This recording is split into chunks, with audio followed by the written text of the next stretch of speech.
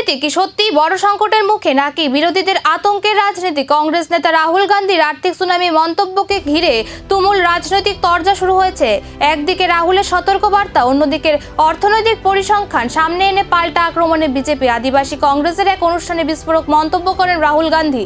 তার দাবি, আগামী 1 বছরের মধ্যে প্রধানমন্ত্রী নরেন্দ্র মোদী আর সেই পদে থাকবেন না। একই সঙ্গে তিনি আশঙ্কা প্রকাশ করেন ভারত এক আর্থিক সুনামির দিকে এগোচ্ছে। রাহুলের অভিযোগ, আন্তর্জাতিক অর্থনৈতিক ধাক্কা সামলানোর যে সুরক্ষা বলয় ছিল তা বিজেপি সরকার এখন দুর্বল করে দিয়েছে। পশ্চিম এশিয়ার চলমান সংঘাতের প্রভাব ভারতের অর্থনীতিতেও পড়তে পারে বলে দাবি করেন তিনি। তবে রাহুলের এই মন্তব্যকে সরাসরি খারিজ করেছে বিজেপি। দলের নেতা অমিত মালব্য একে ভয় ছড়ানোর চেষ্টা এবং বিভ্রান্তিকর প্রচার বলে কটাক্ষ করেছেন।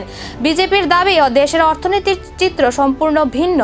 মে মাসেই ওয়েব বিল সংগ্রহ বেড়েছে 12.9%, উৎপাদন ও পরিষেবা খাতের পিএমআই যথাক্রমে 56.6 এবং 58.9-এ পৌঁছেছে। খুচরো মুদ্রাস্ফীতি রিজার্ভ ব্যাংকের নির্ধারিত সীমার নিচে রয়েছে। পাশাপাশি চলতি অর্থবর্ষে রেকর্ড পরিমাণ বিদেশি বিনিয়োগও এসেছে দেশে। ফলে প্রশ্ন উঠছে, ভারত কি সত্যি অর্থনৈতিক ঝড়ের মুখে নাকি রাজনৈতিক ময়দানে শুরু হয়েছে নতুন বাকযুদ্ধ?